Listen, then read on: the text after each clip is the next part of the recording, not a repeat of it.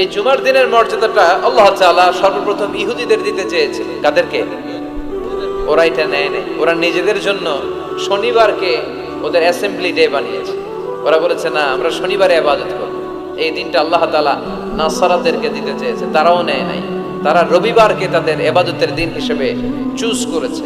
অবশেষে আল্লাহ তাআলা আমাদেরকে এই দিনটা দিতে চাইলেন, আমরা কোনো কথা ছাড়াই গ্রহণ করলাম আর ধন্য হয়ে গেলাম।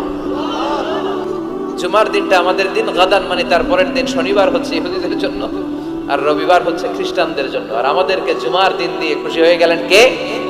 আবার বিশ্বনবী বললেন, জুমার দিনটা এমন দিন, এই দিনে আল্লাহর পক্ষ থেকে বিশেষ ফেরেশতারা মসজিদের সবগুলো দরজার মধ্যে দাঁড়িয়ে যায় এবং জুমার নামাজের আগ দিয়ে খতিব সাহেব আসার আগ পর্যন্ত লিখতে বসে যায়।